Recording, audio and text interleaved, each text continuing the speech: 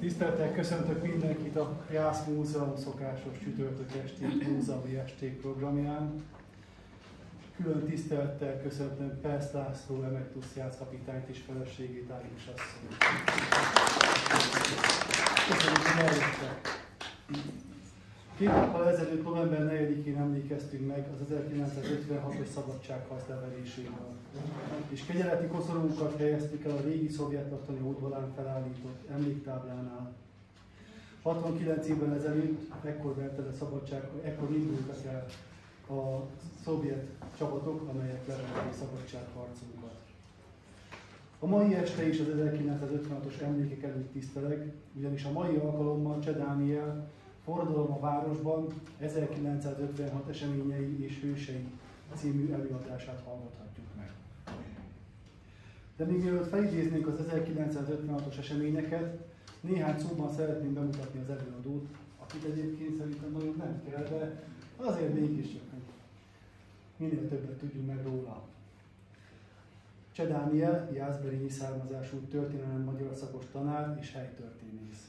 Jelenleg a Szolnoki Versegi Ferenc Gimnáziumban tanít történelem és magyar szakon. Emellett a Debreceni Egyetemen történelemtudományi doktori tanulmányokat folytat, elsősorban a jásság 20. századi történelmét kutatva.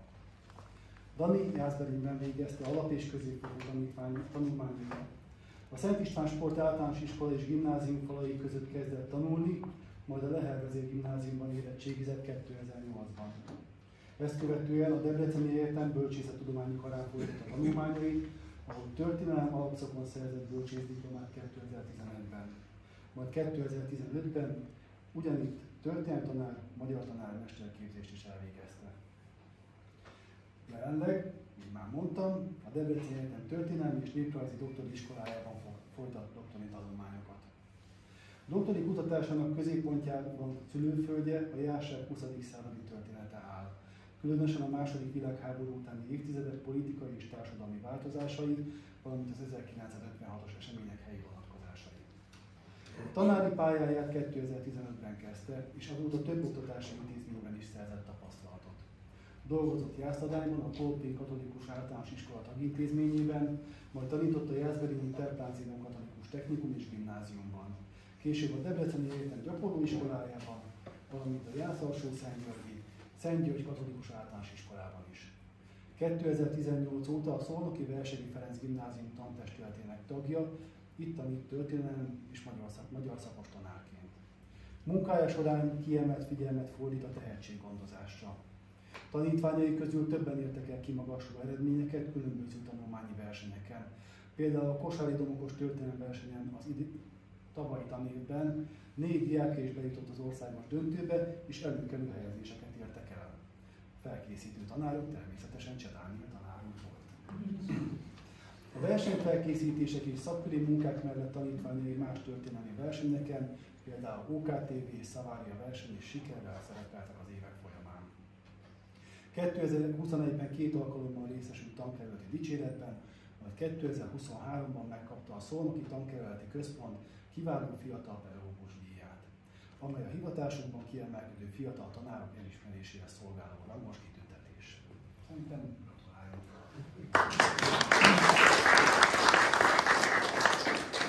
A tanítás mellett Cseh Dániel aktív és elhivatott helytörténeti kutató. Már egyetemi hallgatóként bekapcsolódott a jásság történetének feldolgozásába. Korai munkái között találjuk például Jászberény politikai élete a dualizmus első évtizedében című tanulmányát, amely a 19. századi várostörténet szeretét mutatja be. Doktori kutatásának részeként főként a 20. századi helyi eseményeket vizsgálja. Nevéhez fűződik több publikáció a jássági évkönyvben és konferenciakiadványokban, amelyek a II. Világháborút követő időszak jászberényi történéseit dolgozzák fel. Ilyen például a mezőgazdaság kollektivizálása a Jászberényben 1955-től 61-ig, amely a kommunista rendszer TSS-ítési politikájának helyi vonatkozásait tárja fel.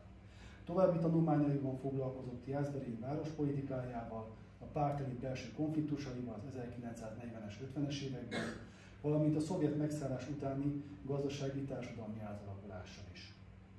Kutatási eredményeit nem csak a publikációkban, hanem előadások formájában is rendszeresen megosztja.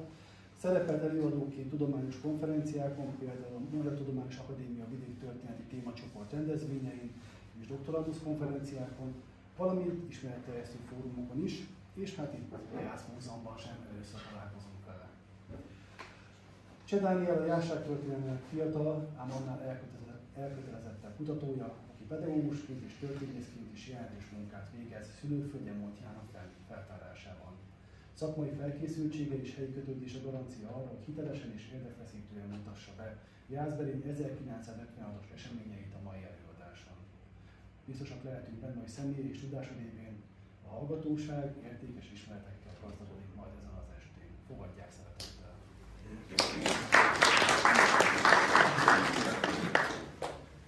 Ezek után nehéz megszólalni.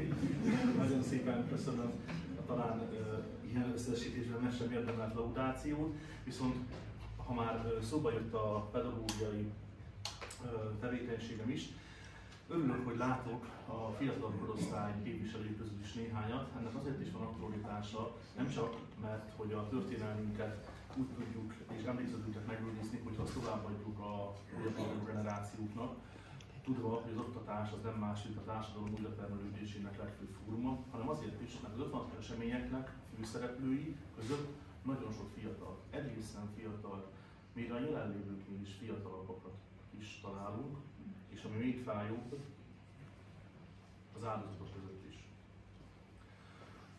Részben a fiatalokról tekintettel az első képet már félek megmutatni, mert nem szeretném, hogy megálljanak a fejlődésben, de hát így kezdődik ez a történetünk is. Hát nekik köszönhetjük azt, hogy beszélhetünk arról a sztálinista diktatúráról, ami Magyarországon 1948-tól 56-ig tartott.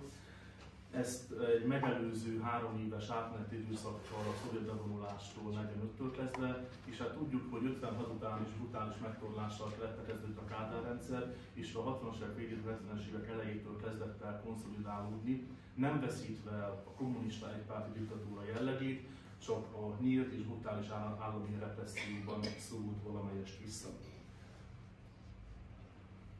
A korszakban Rákosi Mátyás, mint Sztálin legjobb hazai tanítványa, megpróbálta mindenben másolni a szovjet példaképet, úgy a személyi kultuszban, úgy a túlhajtott, erőltetett nehéziparosításban, a voluntarista gazdaságpolitikában, ami azt eredményezte, hogy 1952-ben gyakorlatilag technikailag államcsődbe vitte az országot.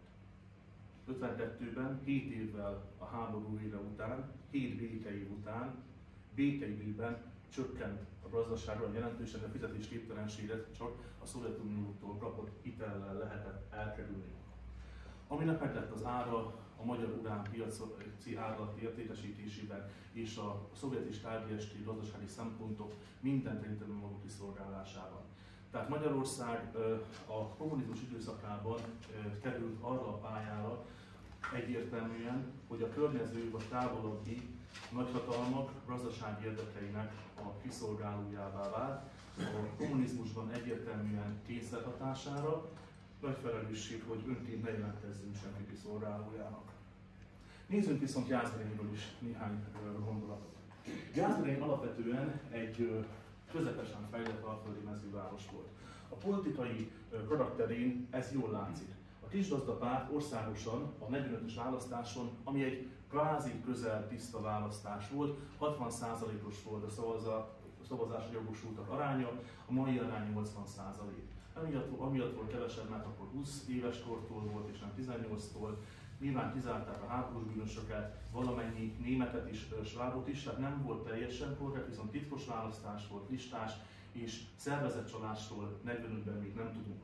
Jól mutatja, hogy az országos 57% itt majdnem másfélszeresen fölreprezentált 70%-ot ért a Kisgazdapárt. Nyilván azért, mert gyűjtőpárttá vált, nem csak a parasztok szavaztak rá, hanem azok a kisiparosok, értelmiségiek, a hagyományos keresztény középosztályba tartozó emberek is, akik elutasították a kommunista típusú rendszer átalakítást.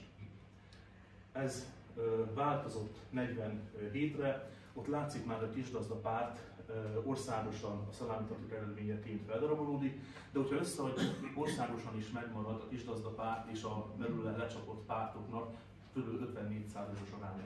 Berényben viszont ez a csökkenés nem olyan mértékben érhető tetten, az abszolút többséget itt is megszerezte ezen a választáson is. Ez a híres kétcélútás választások voltak, ahol már konkrét adminisztratív választásolásokat követtek el. Hogyha megnézzük, hogy hogyan szerepelt a baloldali kommunista, mert beletartozik a szociáldemokrata párt és a egyre inkább szatellitpárti működő nemzeti parasztpárt is, a kommunista párt mellett, valamint a jobbközép demokrata tábor, kisgazda párt, polgári demokrata párt, akkor láthatjuk, hogy 45-ben és 47-ben is Jászberényben a kommunista típusú rendszerátalakításnak maximum 30%-os támogatottsága volt, és ne felejtsük el, ne higgyük azt, hogy az akkori 30 000 fölötti jászberényi vagy körüli jászberényi lakosságnak tényleg az egyharmada közel Sztálin diktatúrát akart, hanem alapvetően nyitott volt arra, hogy valamiféle államosítással, szociális igazságtétellel próbálkozzunk meg valamivel. És ez is csak 30%. Nyilvánvalóan ez azért volt, mert Jászberényben nem voltak tömegesen, nincs tömeg. Nem volt akkoriban még nehézipar a városban, és alapvetően a közép- és a kisbirtokok domináltak a birtok struktúrában. Tudjuk történelmileg, és ide már tényleg nem megyünk vissza, Jászberényben soha nem volt a Jászságban és a Jászkon 3-as kerületben sem földesúly jobbágyviszony. Nem voltak hatalmas földesúly uradalmak, ami nyilvánvalóan igényel meg annyi jobbágyot, amelyekből később napszámos lesz majd a jobbágyfelszabadítás után, vagy zsellére, stb., hanem kis középparaszti birtokok adták a berényi birtok struktúrának a gerincét. És ahol sokan rendelkeznek valamiféle tulajdonnal, egzisztenciával, ott nyilván sokan fogadják el a magántulajdonon alapuló társadalomnak a rendjét. Ahogy az Arisztotelész is megfogalmazta, stabil demokráciát csak széles középosztályra lehet építeni. Nyilván ez az agrárközéposztály nem a mai életszínvonalat jelenti, ezek az emberek vételenesként dolgoztak éjjel-nappal, az egész család minden tagja, tehát a mai kényelem fogalmainkkal nem tekinthető középosztályos életmódú embereknek, de a korszak jövedelmi, anyagi biztonság tekintetében, hogy van háztulajdon, van gazdasági tulajdon, és abból meg tud élni a család, azokkal relatíve sokan rendelkeztek, és a 4-5%-nyi nincstelenről szólnak a statisztikák a korszakban, azokat pedig idénymunkásként, napszámosként föl tudta szívni a nagyobb középbirtokoknak a rendszere. Az 50-es években viszont a párt központ utasítása révén egy teljes elitcsere történt. Jászberényben, ahogy láttuk, alapvetően a társadalom kisgazda politikusokat szeretett volna az önkormányzatokba bejuttatni, vagy olyan képviselők küldeni az országgyűlésbe. Ettől függetlenül kommunista elit volt a városban, nagyon sokszor más városokból ide küldött káderekkel. Ezeknek a kádereknek nem volt helyismerete, helyi kötődése. Az volt nyilván a gondolat mögötte, hogy a helyi viszonyok, a helyi korrupció vagy éppen emberi megértés ne alakulhasson ki a gyorsan változó tisztviselők között, de nézzük csak meg. 50 és 59 között mindössze 3 olyan tagja volt a változó létszámú pártbizottságoknak, amelyik mind a 4 ciklust végigvitte.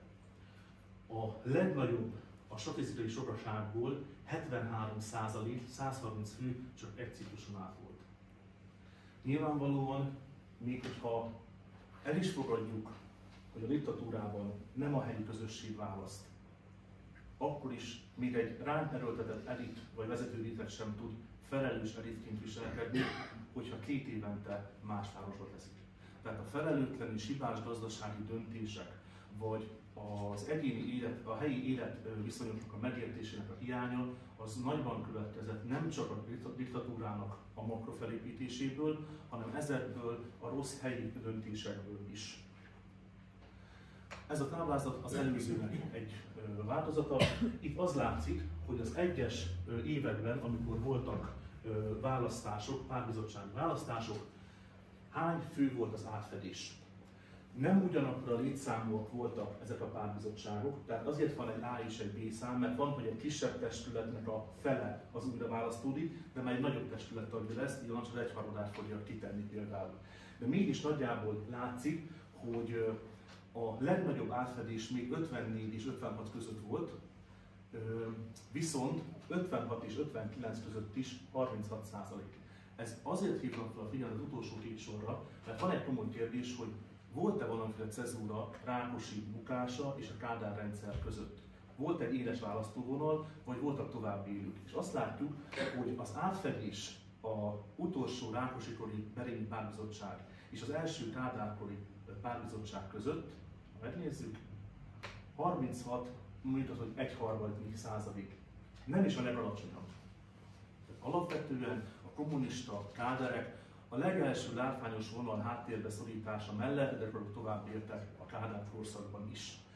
Tudjuk, hogy az AVH-sok már nem AVH-sok voltak, hanem könyvkiadók voltak, a műveleklen, tanulatlanabb része elment taxisnak, tisztában vagyunk ezekkel a különböző ejtőernyős pozíciókkal, de ezek az emberek megmaradtak, és végig részesei voltak, bizonyos előnyöket élvezve akár a Kádár-kori, később valóban enyhén konszolidálódó rendszernek. 56 története és annak a magyarországi történelmi elhelyezkedése nem érthető meg Nagy Imre nélkül. Nagy Imre az első képen is látható személyként egy moszkvita kommunista volt, ami azt jelenti, hogy a Horthy korszak valamilyen időszakában voltak, akik többször is elhagyták az országot, volt, hogy fogolycsere formájában, volt, hogy csak diszidáltak. Szovjetunióban szovjet állampolgárságot kaptak, és Sztálin közvetlen közelében tanulták ki a kommunizmus hatalomátvédelmi technikáját. Hogyha túlélték Sztálin tisztogatási hullámai. Volt, aki nem élte túl magyar kommunista közben egyébként, ők túlélték, és 45-ben visszajöttek. A Nagy Imre egy református kisparaszti családból származott, nagyjából ő volt egyedül agrár hátterű a legfelsőbb vezetés közül. Nagy Imre volt ugye a földosztó miniszter, amelynek keretében a 100 fold fölötti birtokokat mindet elvették az emberektől, akiknek 1000 fold fölötti birtoka volt, az semmit nem tarthatott meg, akinek 1000 fold alatti birtoka volt, az pedig 100 vagy 200 fold fölötti részt veszítette el, és az alattig tartotta meg. De Berénybe például elvettek sokkal kisebb föld tulajdonosoktól is földet, 20-30 oldas gazdáktól is, azzal érvelve, hogy értelmiségi van másik állása, németes hangzású a neve, vagy hogy reakciós, mert mondjuk a Fridvalszky polgármester úr alatt takarítónő volt a városházán. Itt tehát ilyen komoly összefüggéseket tártak fel a szocialista oknyomozók. Nagy Imre belügyminiszterként folytatta utána a pályafutását, és későbbiekben erről lemondott, utána követte őt Rajk László, tudjuk, hogy mi lett a sorsa, és Nagy Imre 48 után párton belül tisztéten bírálta a kollektivizálás gyorsaságát és brutalitását. Emiatt a pártvezetés önkritikára kényszerítette, ez egy korabeli szakkifejezés volt arra, amikor nyilvánosan meakultvázik az ember, nagyon sok teátrális gesztusa van egyébként a kommunista pártmunkának, tehát önkritikára kényszerítették és visszavonult. 53-ban viszont ugye történt két dolog is. Egyrészt 52-ben államcsőd lett, az se volt jó, második 53-ban meghalt Sztálin. És elindult egy hatalmi harc az SKP, a Szovjetunió Kommunista Pártján belül. Beria, Málenkov, Molotov és Hruscsov harcoltak. Beriát gyorsan egyébként kivégezték még 53 végén, de mielőtt Beriát kivégezték, Rákosit is elhívták a Kremlbe.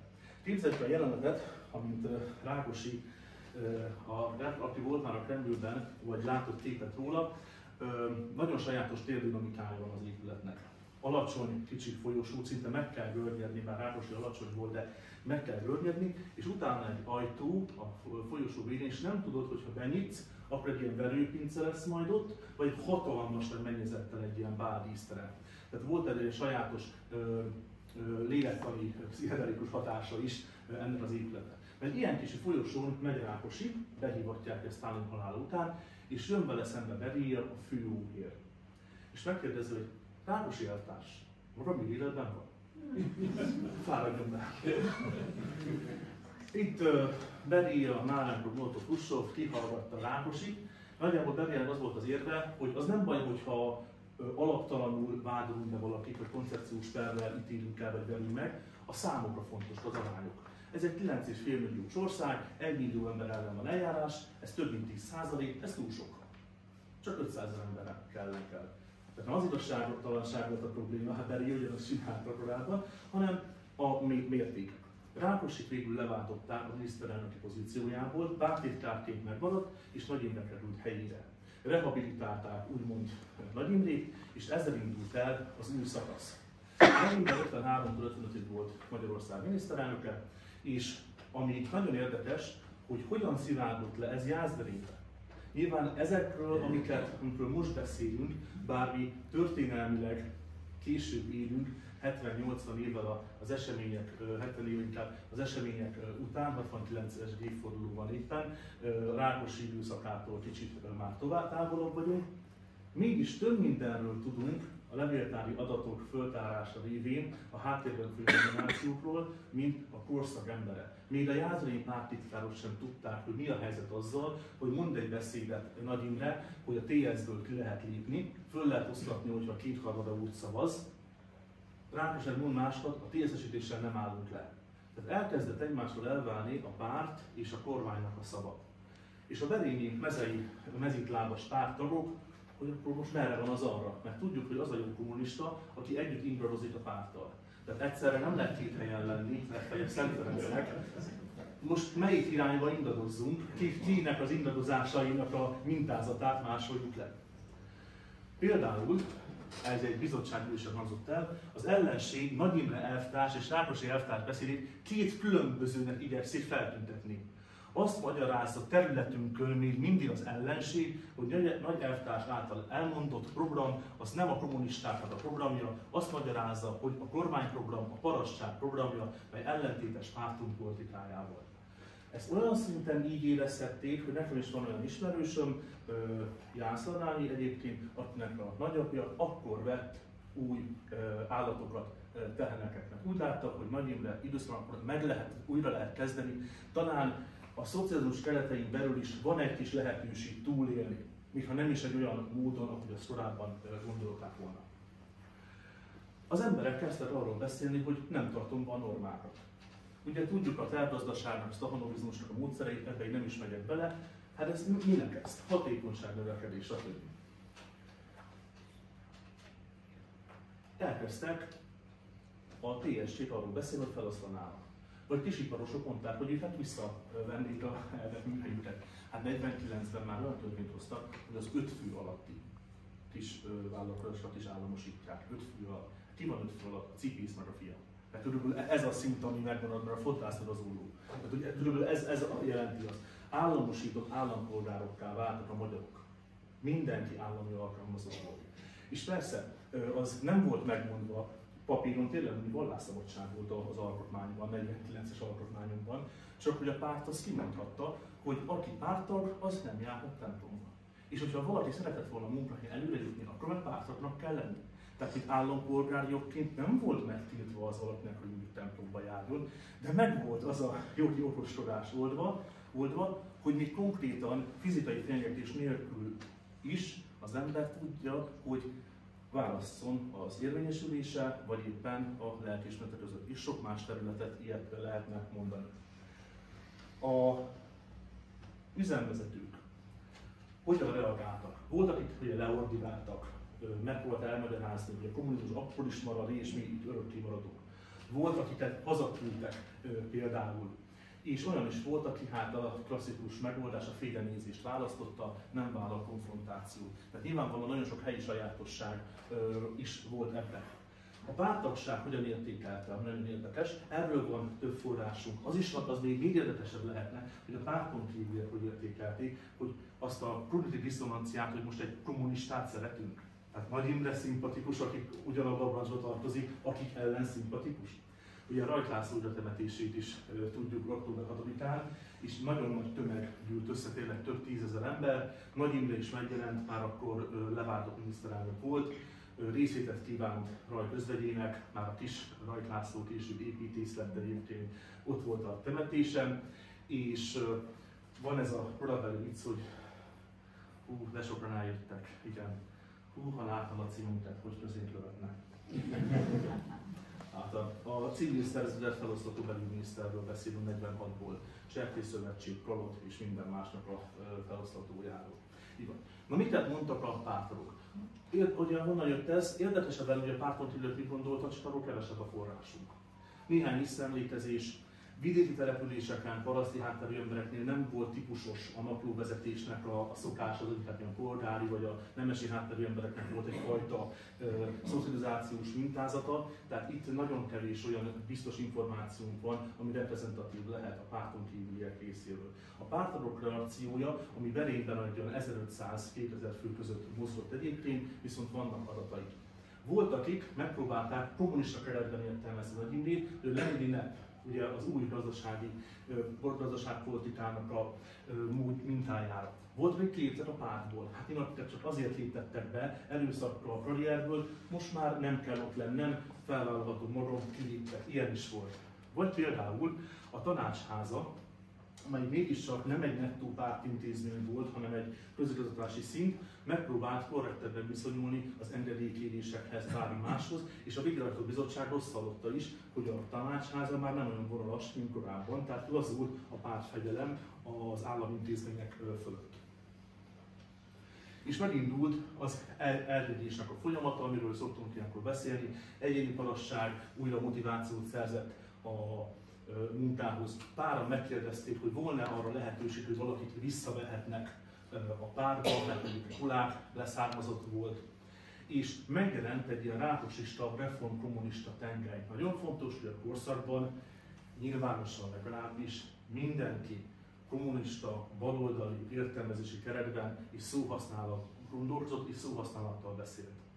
Ha bármi jobboldali, és az értsen alatt a gazdasági jobboldaliságok, mint kapitalizmus, vagy kulturális jobboldaliságok, mint tradicionalizmus, konzervatizmus megszólalt volna, az rögtön a fasiszta bélyeg, vagy az imperialista ügynök. Olyan lehetetlenné vált a közbeszéd abban a korszakban, mint minden diktatórikus természetű elnyomó rendszerben, hogy bizonyos szakmai kérdéseket nem lehet felvetni, mert rögtön az adati fölveti megkapja a minősítő bélyeget. Legyen szó egy TSZ-esítés, magánosításról, legyen szó adókulcsok számáról, nem lehet értelmes párbeszédet folytatni, mert a megbélyegzés indul el. És olyan is volt nyilvánvalóan, akik most léptek be értelen a pártba, mert most láttak egy lehetőséget az új vonalhoz, hogy Heszkor nyerni tudnak csatlakozni. Rajk újratemetéséről láthatunk itt egy kép, és azt is kell tudni, hogy még Rajk újratemetés előtt, 56. júniusában leváltották Rákosi Mátyást, mint pártitkát. Onnantól kezdve 56-ot már Gyerő Ernő fogja megérni, mint pártitkár. Hogyan reagált erre a járási pártbizottság vezetője, Berényben Árvai István? Árvai falfehéren ismertette az eseményeket, Rákosi leváltását. Ő sem ismerte igazán a fejleményeket, és elmondta, lehetséges, hogy a párt visszavonul a közigazgatásból, sőt lehetséges, hogy több pártrendszer valósul meg. Tehát ilyen párton belüli félelmek voltak már 56 közepén. Látszott rajta, hogy sejti a következményeket és fél a jövőtől. Néhányan voltunk a párton kívüliek, és ez a rövid, értetlen életre adódó élményt jelentett. Tehát amikor a monolitnak, sziklaszilárdnak, megdönthetetlennek hitt hatalmon megjelennek a repedések, a rések, és meglátszik, hogy valójában ez nem egy monolit tőtöm, hanem múlt belülről üres, és a mi általunk beletáplált félelem tartotta eddig erősnek. És amint ez a tartás meginog, egy pillanat alatt el tud söpődni bármilyen erősnek hitt rendszer korábban. Megalapultak a Szegedi Egyetemen, később Budapesten, a MEFESZ, a Magyar Egyetemisták és Főiskolai Szervezetek Szövetsége. A budapesti eseményeket tudjuk, fontos, hogy egyébként voltak már korábban, például Szegeden már korábban is volt ezzel kapcsolatban némi tüntetés, de Pest szinte a legelső között volt, és a legelső az ismertebbek közül. A szimbólumok 56 emlékezetében alapvetően hozzájárulnak a nemzeti képünkhöz. A jelszavak, amelyeket a mai napig ismerünk,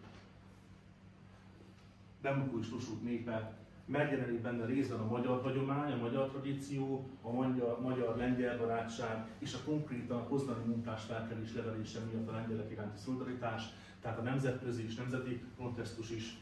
És nyilvánvalóan egyszerre láthatunk politikai követeléseket, nemzeti összetartást és szuverenista állításokat is, mint hogy busztik haza. Nyilvánvalóan a valódi szuverenitás az, amikor az ország maga dönt a sorsáról, és nem nagyhatalmak parancsára.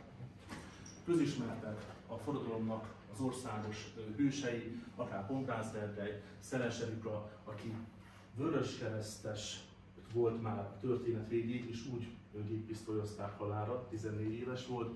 Wittner Mária, aki túlélte, valamint Szabó bácsi, Szabó János is közismert a szénatérről. És talán több forrásból is ismert az az állítás, hogy hazudott éjjel, hazudott nappal, hazudott minden hullámhosszon, a rádió vagy a hatalom. Örkény örörző egypercesét már azóta idézték egyébként egy évfordulón. És hát itt viszont a másik oldal jelenik meg. Kádár Jánosról azt tudni kell, hogy hazai illegális volt, egy fiumei cselédlány törvénytelen gyermeke, mindent a pártnak köszönhetett, nagyjából a párt jelentette számára az apa figurát, ami célt, keretet adott az életének, és a munkás mozgalom, ami pedig szocializációt. Hazai illegálisként nem tartozott be kezdetben a MDP Magyar Dolgozó Pártja vezetői közé, de később belügyminiszter lett rajtleváltása után, és a párt egy nagyon kemény hűségklub elé állította. Ő volt az, aki kihallgatta Rajk Lászlót.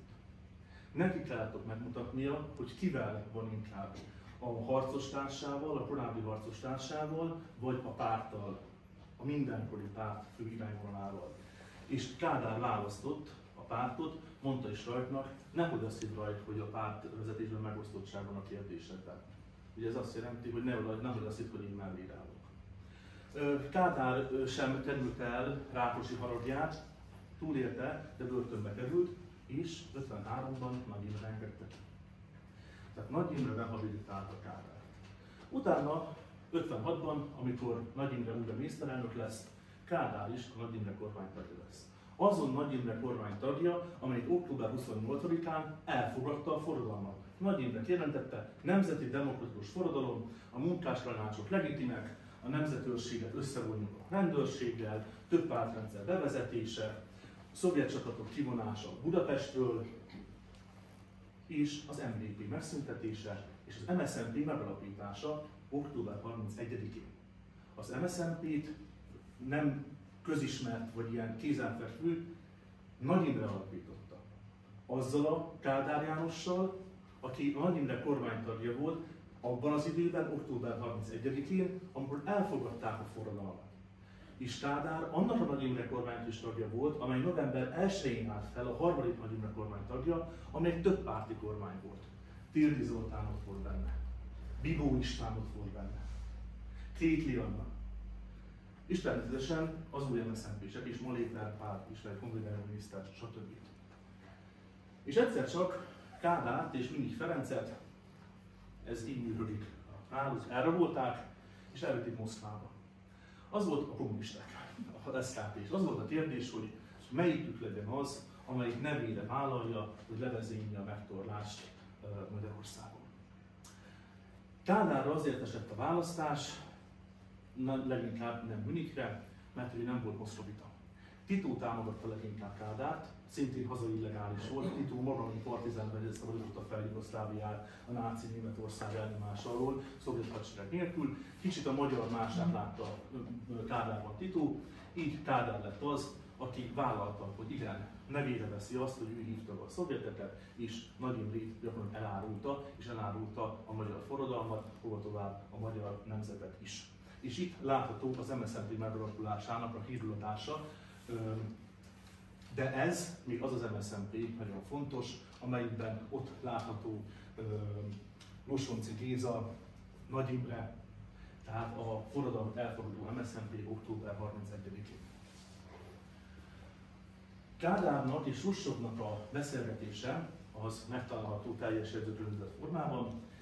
Elképesztő Kádár idomulása. Ebből a beszélgetésből, ebből az egyből megérthetjük, hogy Kádár miért éltet úgy. Megkérdezik először tőle, hogy mi a vélemény Nagy Imréről. És csupa jókat mond róla. Aztán kérdezik, mást nem lát Nagy Imrében? Érzi, hogy valamit kell mondani. Vannak benne ellenforradalmi elemek is. Aztán, hogy nem kellene levernünk a forradalmat. Igen, önöknek igazuk van, ahhoz, hogy a helyzet stabilizálódjon, most az önök segítsége kell. Tehát ugye általában a jövőbe látó, lélek-látó emberekről azt szoktuk hívni, hogy valami szuper képességük van, nem valójában arról van szó, hogy a leghamarabb veszik észre a tendenciát. Tehát a tendencia megtörténik, az objektív külső valóság, és a legelőször veszi észre, és legelőször kiállt a világba, olyan, mintha ő miatt történt volna. Vagy csak azután történt volna meg, hogy ő kimondta. De valójában látszik, Rousseau mondja, hogy nincsen valami, Kádár érzi és idomul. Reagál, ő túl akar élni. És a végén már így beszél. Az ellenforradalmárok, kommunistákat gyilkolnak, Vladimir pedig fedezi őket. Már a végén ezt mondja. Vannak elemek is, Vladimir fedezi az ellenforradalmárokat. Ez egy 10 percen belül fordul. Egy 180, mert még 3-4 dimenziót a történetre. És az országos események után térjünk rá a jászberényi történésekre is. A jászberényi forradalomnak a főszereplőit többször fogunk majd néhányukkal találkozni. Megpróbáltam színek alapján is átláthatóvá tenni a neveket. Piros színnel jelöltem azokat, akik hivatalban lévő hatósági személyek, akár katonasságban, rendőrségben szerepelő emberek voltak, és MSZNP tagok. Most veszem észre, hogy a kivetítésen nem látszik, ez a 3 szín, ez egy sötétebb bordó lenne, itt pedig olyan nem politikai pozícióban lévő embereket tettem, akik a kommunizmus elsődleges társadalmi bázisából, az ipari munkásságból, vagy ehhez hasonló területekből származnak. Akár fuvarozók, például a TEFU tudjuk, vagy az AKÖV, vagy éppen a fénynyomó és lemezgyár, a hűtő elődjének dolgozója.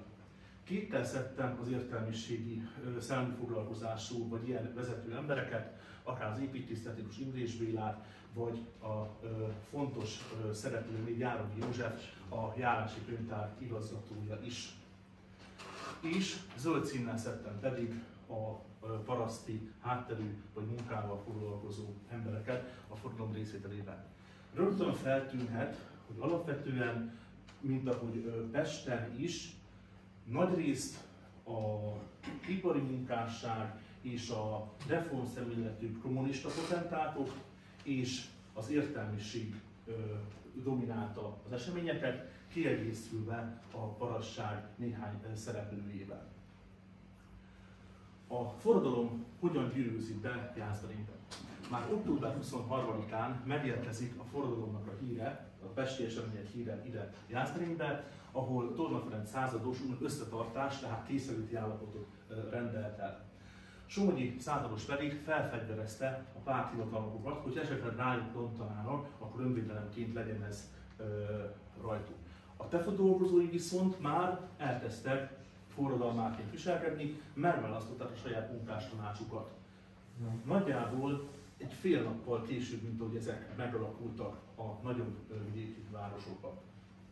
Október 26-án a központ utasította Somogyi századost, ez nagyon fontos, hogy a párt és a tanács tagjai telepítse a laktanyába, tehát itt még féltek attól, hogy a tömeg nekik rontana, és a rendőrség ekkor már tudja, hogy a szovjet emlékműt megpróbálják felrobbantani, vagy majd ledönteni a jászberényi tüntetők.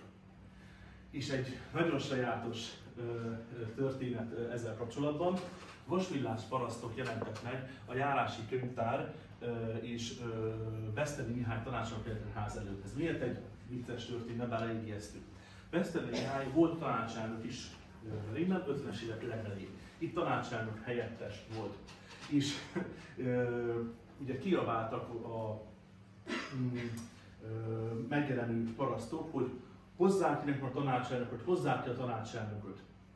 És akkor kijön Sós Pál, mondjuk, hát most mindegy már, hát így kell jönni, hogy bejönnek, jön a kívánok eltársok, eltársnők.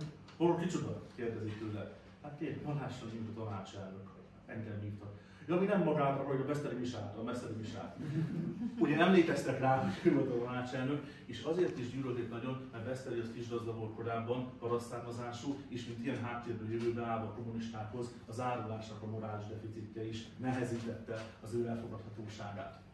És ezután megindultak a toborzások Gyárakban, főiskolán, A gimnáziumban is megindultak volna, viszont Suklói igazgató úr a forradalmi agitátorokat nem engedte be. Azt mondta, hogy én nem nyilvánítok véleményt önök ügyében, de a diákjaimat szeretném ezzel védeni. Ettől függetlenül a diákok később kimentek, és megjelentek most a Szent Háromság téren a gimnázium előtt, majd fényképet is fogok erről mutatni. És nagyon érdekes, de a forradalom nyomán létrejövő új bizottságoknak, tanácsoknak a legitimálása Jászberényben 27-én. Egy nappal korábban megtörtént, mint az országos bemondás, Nagyilla Rádió beszéde.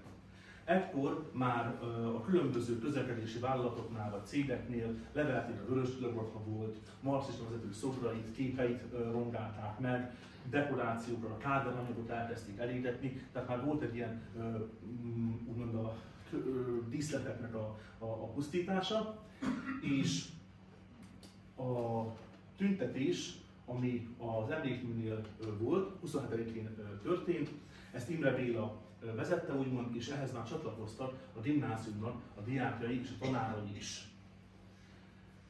És ami nagyon érdekes, hogy amikor az emlékművet ledöntötték, egy visszaemlékező szerint Szőlős István az akkori jászberényi MSZNP alapszervezet titkára is tapsolt.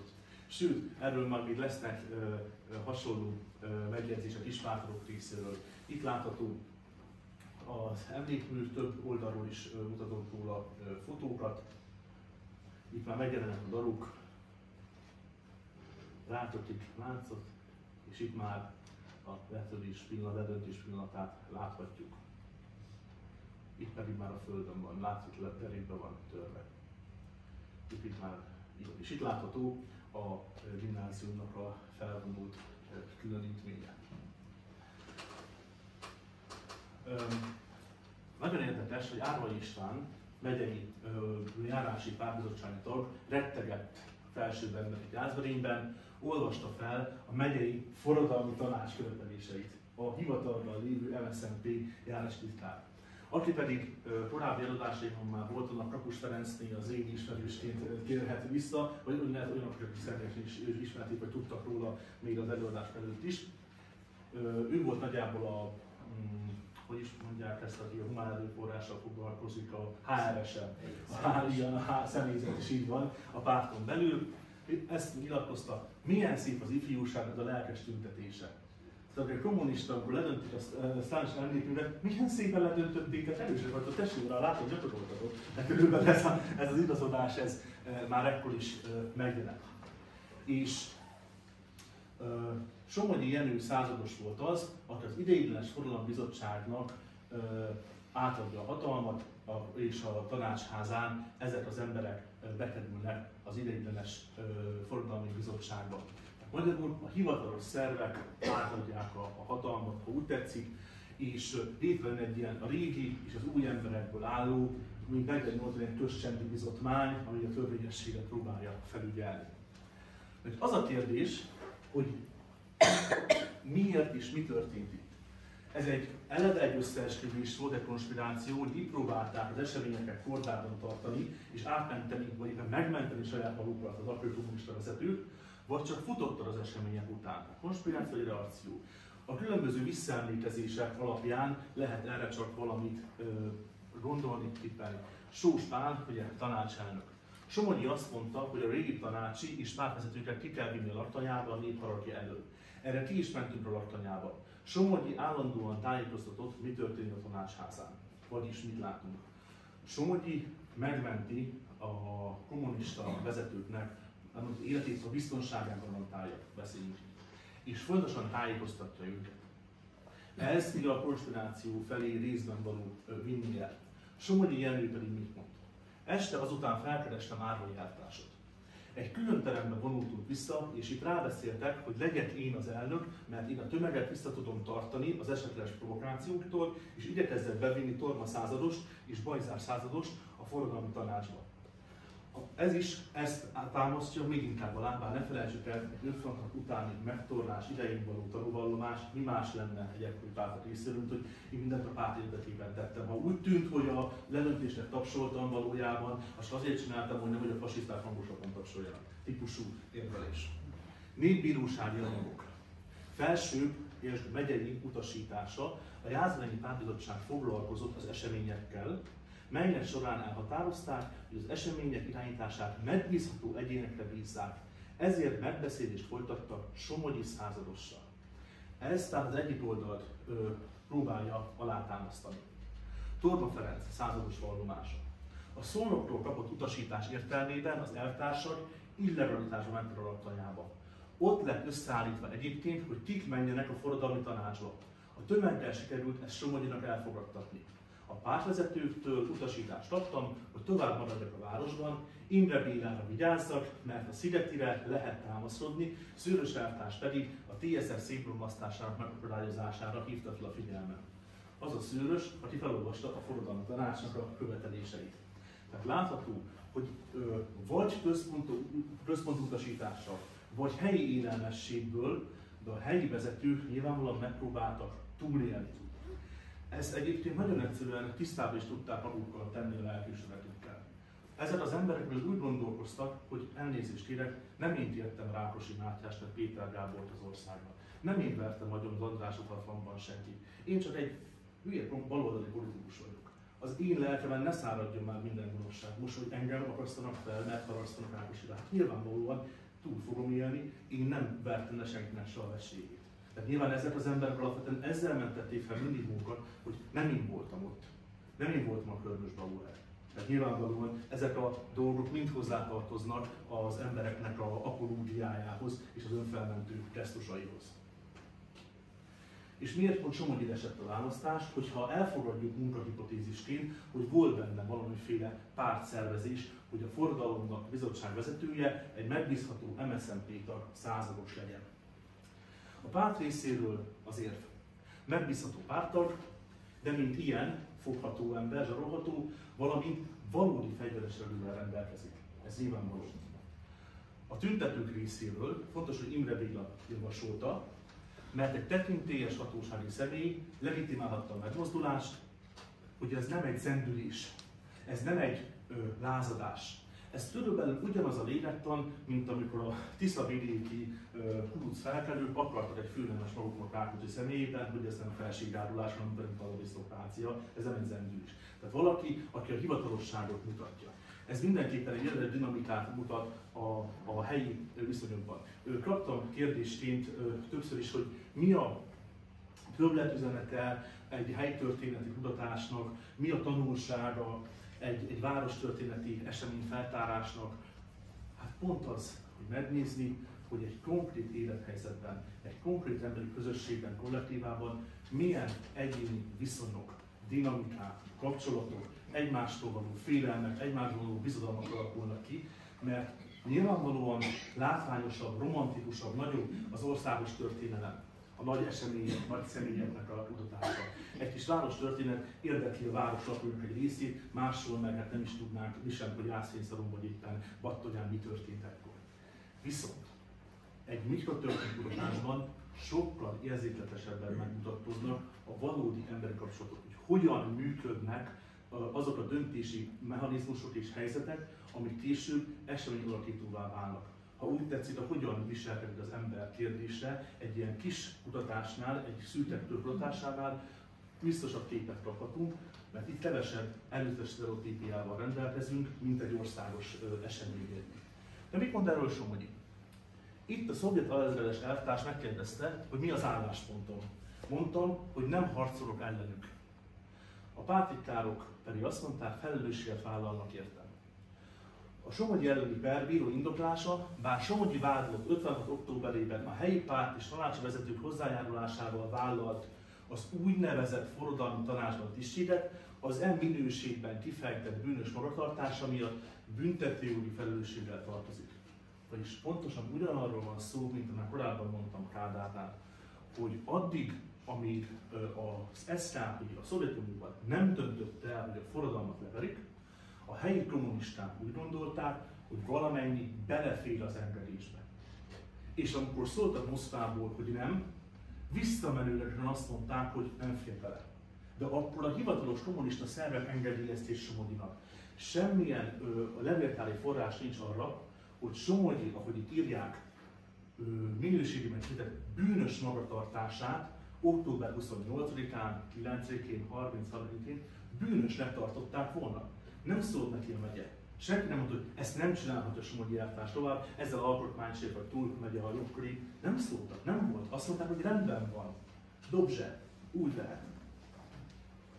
Utána meg mégsem. A forradalmi tanács vagy bizottság felváltva szerepel a jegyzőkönyvben vagy visszaemlékezésekben. Alapvetően egy ilyen korporatív elv érvényesült, megközelítőleg paritásos alapon minden társadalmi foglalkozási csoportból akartak néhány ember, 3 ember a honvédségtől, 2 a rendőrségtől, 2 a parasságból, 2 az aprítóból, 2 a fénynyomóból, 2 iparos és egy diák is lehetett köztük. Somogyi Jenő volt a vezetője, elnök helyettesekként pedig Torma Ferenc, Nagy Pál, valamint Szigeti István jelent meg. 30-án elrendelték innen Somogyit, hát ő már Budapest védelmére rendelték, és új testületet választottak meg, Potemkin Károly lett ekkor már a vezetője, és az összetétele is látjuk elnökhelyetteseknél, hogy már egyre kevesebb volt benne a kommunista párt kötődésű. A 42 főből egy olyan körülbelül bő harmada volt paraszti származású. És különböző fegyveres testületek is létrejöttek ekkoriban, itt Berényben. Egyre nemzetőrség volt, kb. 70 fő tartott ide Altordai Sándor vezetésével, november 2-án pedig a Forradalmi Ifjúsági Szövetség, a FISZ, minimum 62 főről tudunk, de vannak 200 főről emlékező források is. Vezetője volt a könyvtárigazgató Járónyi József, valamint a múzeumigazgató Erdély Sándor. És egy visszaemlékezés is Kémpó Lászlótól. Más alkalommal elküldött bennünket, fiatalokat, persze csak néhányunk a Bercsényi útra. Ott volt a sörgyár, ahonnan üvegeket kértünk. Talán sejtjük, hogy milyen célra. Azért, hogy benzint töltsünk beléjük, és molotov koktélokkal védekezzünk, ha szükséges. A sörgyárnál dolgozott édesapám jó barátja, Tóth Sanyi bácsi. Teherautó sofőr volt a foglalkozása, ott lakott a szomszédos házban, a Bercsényi úton. Ő precíz ember volt, átvételi elismervényt íratott alá velem, mert neki el kellett az üvegekkel számolni. Emlékeim szerint több 100 üveget vittünk el tőle, és a bíróság vagy a börtön udvarán töltögettük meg benzinnel, és tanotot is raktunk bele. Tehát a forradalom idején az összetörésre szánt üvegekről elismervényt adott, rendben lelkek mindennek. Így van. És ami nagyon fontos a fegyveres harcok kapcsán, nagyon sok jászberényi mítosz, emlékezés, hely kötődik ehhez is. Az egyik például a tüzelési parancsot megtagadó szovjet laktana-parancsnok története. A nevét a mai napig nem tudjuk, mert hogy ugyan még Göncz Árpád elnök úr is korábban ugye, írt levelet a moszkvai levéltárnak, vagy a moszkvai állami-hatóságoknak, hogy engedjék a kutatást, nem engedik. Talán 2036-ig érvényes a titkosítás, hát ki tudja, hogy hol leszünk mi akkor, meg a világ is hol lesz akkor, de addig ezekhez nem férhetünk hozzá. Konkrét, biztos, tehát levéltári anyag nincsen róla. De a helyi emlékezetben ez olyan élénken él, hogy mindenképpen beszélnünk kell róla, hozzátéve, hogy erről primer forrás, tehát levéltári értelemben nincsen. Állítólag azt mondta, hogy nem lövetek azokra, akiknek a gyerekeivel a mi gyerekeink együtt játszottak. Helikopterrel érkeztek külsős szovjetek, és ott a laktanya udvarán kivégezték. A másik, ugye a parancs megfordulás volt, így van a bűne, a vád ellene. A másik pedig a nagy templom tornyának a lelövése is ide tartozik, mert onnan is a laktanyából indultatták a lövést, hogy onnan is tüzelnek, úgy gondolták. Ez a torony leégett, és tudjuk, hogy a 60-as évek végén kezdték el a újjáépítését. Szintén Tinkó József visszaemlékezése. Emlékeim szerint november 4-én délután is jött egy tank a szovjet laktanya felől. A Dózsa György út felől kanyarodott a főtérre, majd megállt kb. A nyomda épülete előtti részen. Sőt, ekkor a főtér másik oldalán, a Kövesi út mentén az árokban is voltak orosz katonák. Ezek nagyjából a mai OTP székhelyünk voltak. Emlékeim szerint a tankról, vagy valahonnan felhívás hangzott el, hogy a templom tornyából jöjjön le, aki ott tartózkodik. Majd nem sokkal ezután a tankból lőttek egyet, és a tornyot eltalálta. Kigyulladt és órákig égett.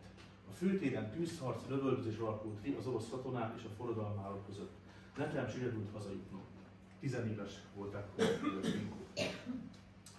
És néhány kép a néhány évtizedig csontkává vált nagy templomunkról. Egy ideiglenes keresztet helyeztek az 50-es évek végén ugye a torony helyére, majd később, 60-as évek végén megkezdődött az újjáépítés is. Mindenképpen meg kell emlékeznünk az áldozatokról is. 6 jászberényiről tudunk, aki a tűzharcokban vesztette életét. Sztárák Csaba volt a legfiatalabb, mindössze 13 éves. Ez a általános tanuló alapvetően szerény családból származott, sefteléssel, oroszokkal, magyarok, berényekkel való üzletelgetésből élt, és amikor a berényi szovjet katonák őt már ismerték. Tudták, hogy ő nem egy veszélyes ember, viszont az ide vezényelt a szovjet katonák a kiállási tilalom alatt egy futkosó fiatalt láttak. Ő közeledett az árokban fekvő szovjet katonákhoz, felszólították, oroszul feltettek, hogy álljon meg, menjen vissza. Nem értette, ők azt hitték, hogy valami támadó céllal megy oda, mert nem volt meg a helyi tapasztalatuk, a másodra rendeltetek, hogy ő csak valamit üzletelni akar, vagy csak kérdezhetni valamit, és majdnem egy tárat belé eresztettek, és reggelig ott feküdt, képzeljék, mert hogy nem mertek nyilván oda menni, senki sem, hogy fedezéket elhagyva őt és eltalálja valamilyen lövedék, és a másnap reggel akkor már ottan találták, és az édesanyja is utána tudta már a holttestet megnézni. Aztán Torma István szintén 14 éves alkalmi munkás, Kis László 18 éves kereskedősegéd, Bugyi Mária, Nyitó Sándor 21-23 évesek, természeti munkás, műszerész, vagy éppen Endrődi József 29-es alkalmi munkás, és 2 szovjet katona. Sebesülteknél pedig 18 berényiről és 6 szovjet katonáról tudunk. Disszidálás érintette Jászberényt. A legkevesebb részletes információ nyilván erről van. 34 főről tudunk, főként fiatalokról, ebből 8 visszatért. Klimko József a fenti képen az Egyesült Államokba emigrált, 56. decemberében Chicagóban élt, és 2016-ban Magyarországra látogatott, Jászberénybe is, és ekkor készített vele Kis Erika egy interjút, ami megjelent a következő évben a Redencióban és az interneten is. Nem sikerült megtudnom, hogy ez az idős ember életben van-e még. A születési évszám alapján nem lehetetlen, de 8 éve készült ez az interjú, vagy inkább 9, tehát bizonyosak nem lehet mondani. Csík Tibort azt nem kell bemutatni Jászberényieknek, így van, ökölvívó olimpikonban, 40 így van, ökölvívó olimpiai bajnok, 48-ból. Klimko József Újpesten járt egy szakközépiskolába, és Pesten csak úgy belesodródott a pesti forgatagba, és ott találkozott Csík Tiborral, aki nagyon előzetesen nyilatkozott a kommunistákról, kiket kéne hova felhúzni, és mivel mindkettő berényi származású volt, emiatt jöttek ugye haza Berénybe, később úgy Csík Tibor is emigrált, ő Ausztráliában, Sydneyben halt meg 76-ban. Erdélyi Tiborról tudom, hogy Egyesült Államokból és Szabó Ottokáról név szerint másokról nem. Viszont nem csak a halálos áldozatokról kell megemlékezni, vagy a disszidáltakról, hanem azokról is, akik ugyan túlélték, lehet, hogy néhányan még börtön nélkül is megúszták, de meg lettek bélyegezve, a munkahelyükre lettek bocsátva, ott volt rajtuk örök bélyegként, hogy a rendszer ellenségei így van, vagy ellenforradalmak így van, és ezzel kellett még nehezebben.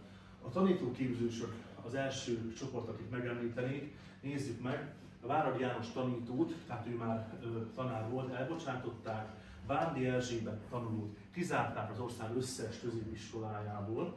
Ekkor a tanítóképző az még nem főiskola diplomát adott, ezért a középfokú végzettségre számította a lassús tanító. Barát Endre, Kalla József, Szabó Antal, látjuk 8-9 ember tanulót, a gyakorlatokat, a pedagógus gyakorlatokat felfüggesztették, volt, aki később ezt máshol, Egerben folytathattak. Aztán itt vannak különböző ipari munkások, vagy éppen katonák. Szigós József a Fémnyomó klub vezetője volt, helyszínt biztosított a munkástanács létrejöttének. Haraszti Józsefnek megmondták a rendfokozatát, utalva rá, hogy horthysta fasiszta tiszt volt korábban. Beszteri Pálnak az volt a bűnöm, hogy javasolta a nemzetőrség felállítását. Itt nyilvánvalóan már a besúrás is megindult ebbe az időszakban, hogy én azt hallottam, hogy te hallottál valamit, vagy ez a klasszikus kihallgatói dolog, és szeretnénk önnek segíteni. Csak pár nevet kell mondania. Tudjuk, hogy Mora jóra való ember. Ismerjük ezeket a technikákat. Nyilván ilyen, hogy ki mit javasolt, ez egy ilyen kihallgatás során tud előkerülni. Aztán volt, aki a bizottság tagja volt, munkástanácsnak a tagja. Volt, az volt a bűne, hogy Harry Dunantként megpróbálta sebesülteten segíteni, de ő is hát rosszra használta fel tisztigorvosi tudását. Mások fényképeztek. És akire már nem tudtak mit mondani, azt írták a kádanyagba, ők is fontos szerepet játszottak. Tehát vannak arra, hogy kirúgják őket. Ha még németes hanzás lett volna nevük, akkor nem is lett volna több érv arra, hogy fasiszták. A megtorlás az nyilván szintén országosan indult el. Kádár néhány hétig a határokra kifajta, 200 000 emberünk hagytak az országot. Ha belegondolunk abba, hogy a 20. század nem állt másból, mint a magyar társadalomnak vagy elveszítésből, vagy megsemmisből fakadó vérveszteségéből, azért nagyon meg tudja rázni az ember. 11 rendszerváltás volt Ferenc József halála óta, tehát ez Rombózból is sok, még nekem is. És amilyen 3,5 millió magyar, aki határon túlra került. Félmillió, mint repatriáló, főként értelmiségiek, ugye betértek ide, de ezzel nyilván gyengítve a határon közösségek megmaradási lehetőségeit. De 3 millió embert kapásból elveszítettünk, véglegesen, mint ország. Utána, előtte bocsánat, első világháború, több százezer ember. Aztán második világháború. Ott külön választhatjuk magát a háborúban elesettek, a harcokban katonákat, a civil áldozatokat, a Málenki robotra elvitt több mint 100 000 ember, nem beszélve a 4-500 000 főt érintő zsidó holokausztról, valamint a néhány ezer főt érintő cigány holokausztról, a Porrajmoszról. Utána 56-ban 200 000 ember hagyta el az országot, és a rendszerváltás utáni időszakoknak a vándorlásáról, elszivárgásáról ne is beszélünk. Összeült tehát az MSZNP, már a kádári MSZNP, mit jelölt meg elsődleges okoknak? A Rákosi Gerő klik antileninista, szekták és dogmatikus politikája. Nagyon barátinak hangzik, Kádár szídja Rákosit, mi is szídjuk Rákosit, Kádár a barát. De azért néhány dolgot legyünk figyelmesek. Nem ismerték el, hogy a kommunizmus rendszer, az egypárti diktatúra, az egyoldalú szovjet függőség, tehát valóban a probléma volt, az lenne a probléma, csak egyes emberek rosszul csinálták. Szintén van egy mondás, megpróbálom a mondafestéket tűrően interpretálni, hogy lehet szidni a kommunistának a anyját, de a pártot soha. Ez nagyon fontos, hogy eszmét soha. Ez körülbelül ugyanaz, mint hogy rossz pap lehet, de Krisztus nem lehet rossz. Tehát rossz kommunista lehet, de a kommunizmus nem lehet rossz. Ugyanaz a megközelítés egyébként ebből a szempontból. Aztán Nagy Imre ellenfordulat a kormányzása, a horthysta fasiszták állandóan fasiszták és reakciósok, és hát, amit minden vesztélyérző, elnyomó rendszer felhoz, nyilván a külföldi ügynököknek a titkosszolgálati tevékenységgel, akik meg akarják dönteni szabadon és demokratikusan választott kormányoknak a hatalmát, ezt is előadták. A november 4-én éjjeltől Berlinben is megkezdődik a forradalomnak a fegyveres leverése, és elkezdődött az ávírás tisztek, akik már nyilván papíron nem voltak ávírások, mert október 30-án feloszlatták az ávírát, de korábbiak feltartották a forradalom vezetőit, kommunistákat, értelmiségieket, parasztokat egyaránt, és már akkor bántalmazták, tehát megkezdődött a kihallgatás már akkor.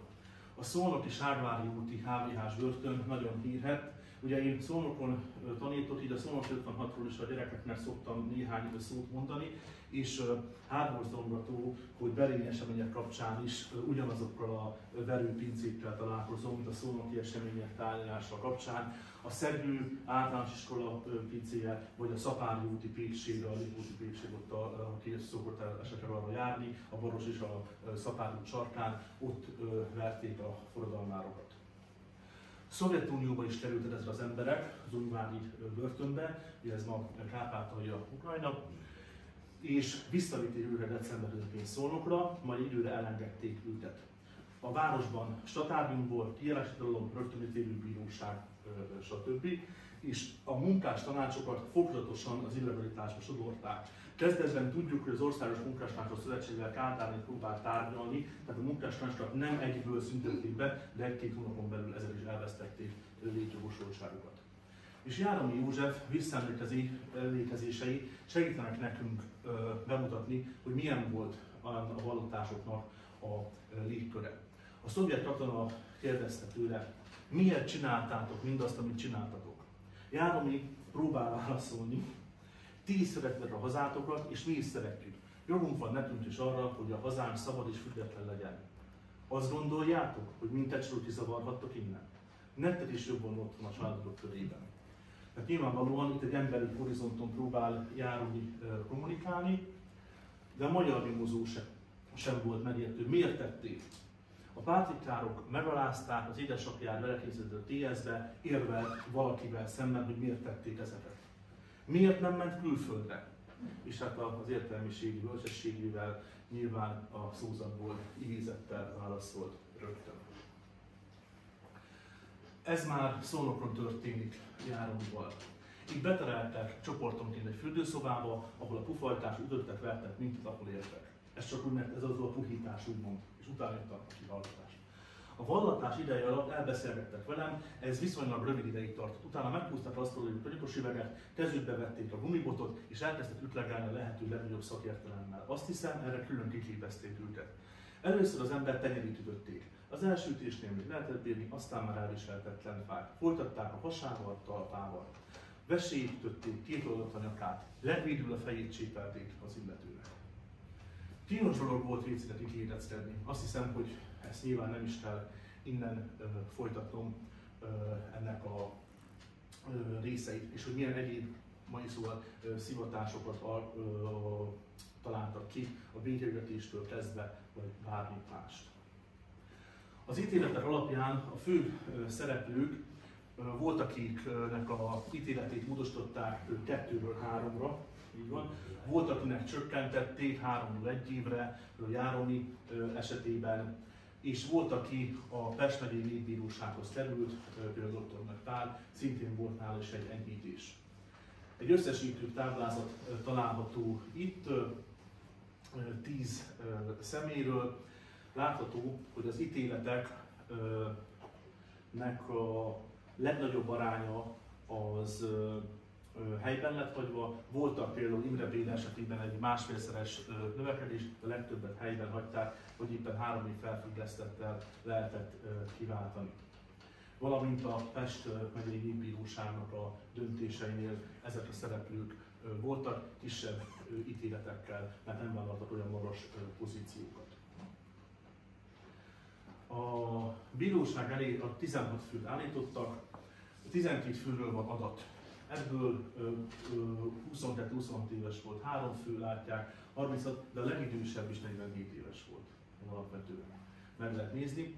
És hogyha a szociológiai összetételt nézzük, munkás 6 fő volt, tehát a fele munkás volt, alkalmazott, rendőr, akik mondjuk a közszférának tekinthetünk 3 fő, és megint másik 3 fő pedig paraszt, illetve 5 főként pedig iparos. Itt ugye azért nagyobb a létszám, mert ezekről volt információ, de az életkor tekintetében van csak 12 főről információ. És ahogy mondtam, nem volt nagyon éles választóvonal az MSZNP és az MDP között 56 után.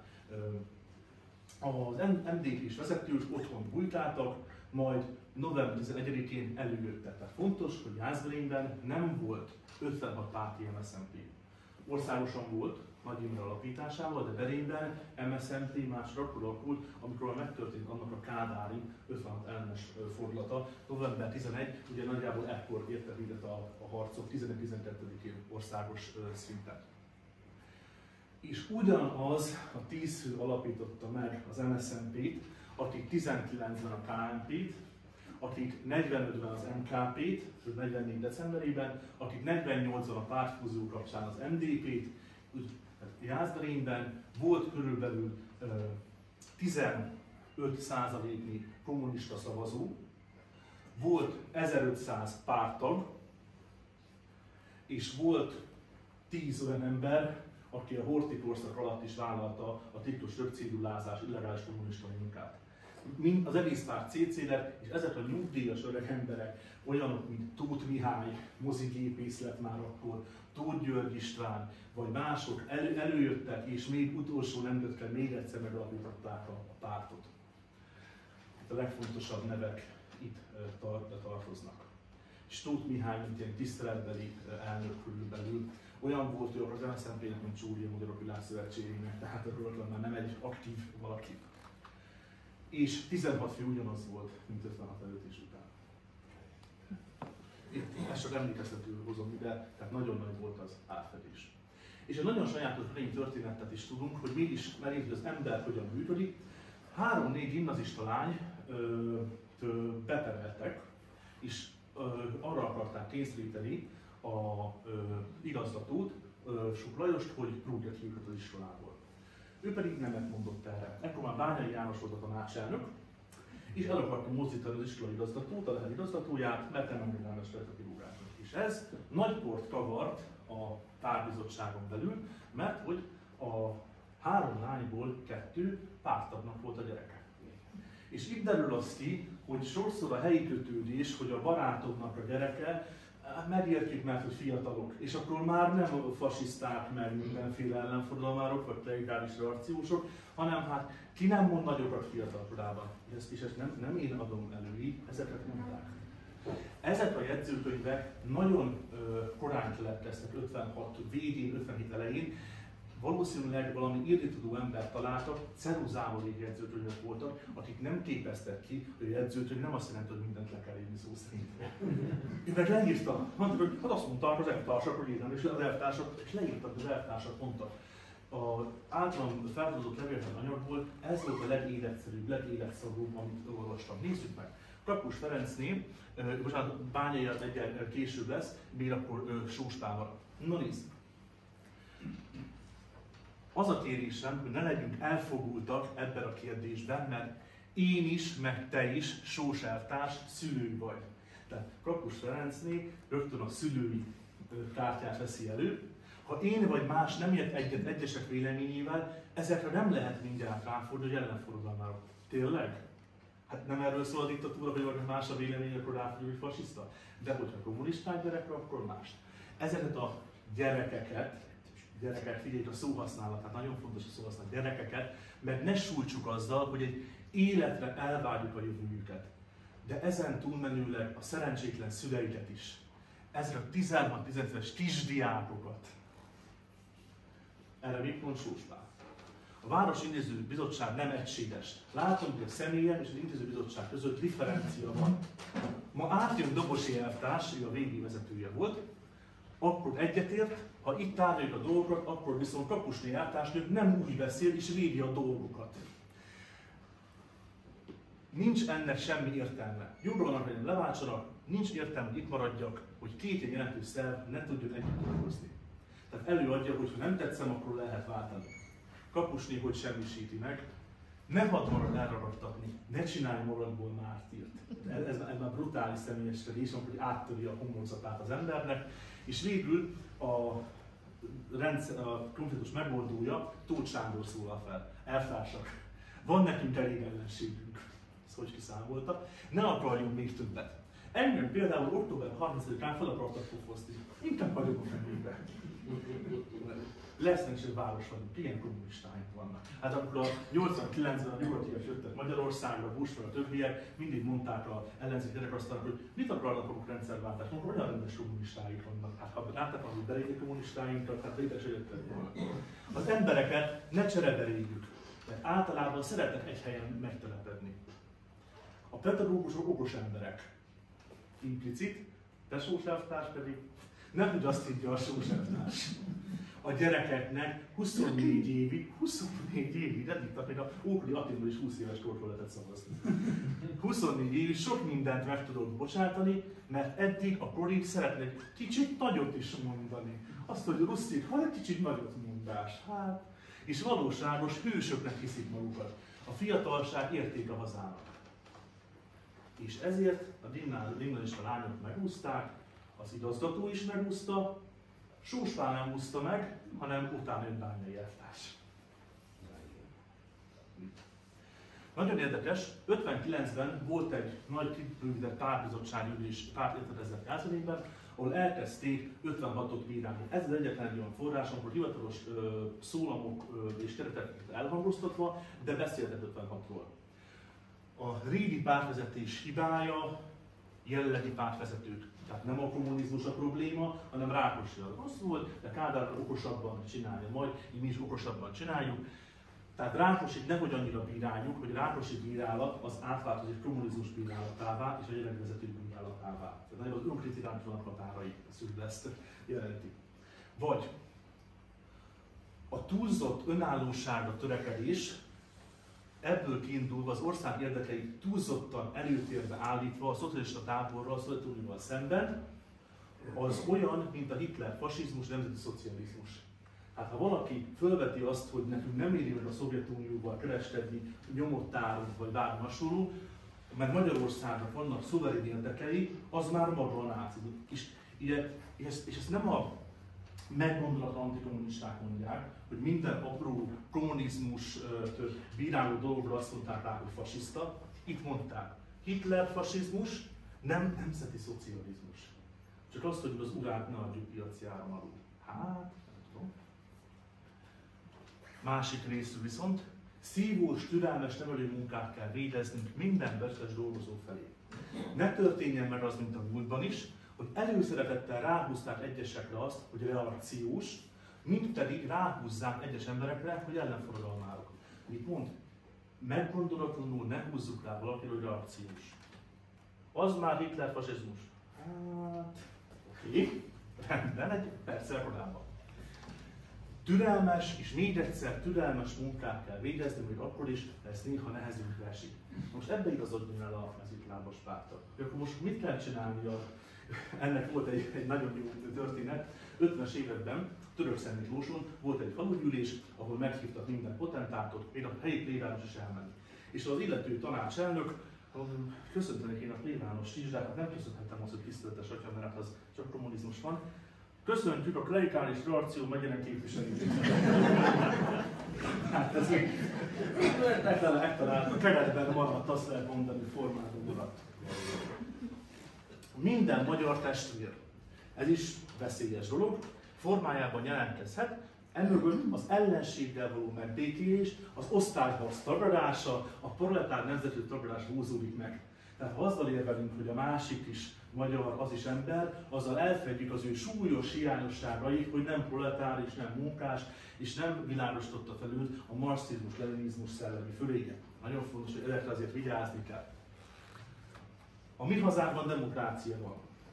Ma is látszik egyébként a plafonon repedés ott a Várszékházban, amikor ezt úgy mondták. De diktatúra van az osztályellenséggel és mindazokkal szemben, akik akadályozzák akár közvetlenül, akár közvetlenül szociális építését. Tehát toleráljuk azt, aki olyan, mint mi. Cseles. Erre mondanák Húr bácsi, hogy ügyes. Hogy mi most viszonyulunk az osztályidegekkel szemben. Ők is különböző emberek, tehát nem mindegyik egyformán gyűjtünk minket. Ha makacs az ellenség és rendszer ellen harcol, meg kell büntetni.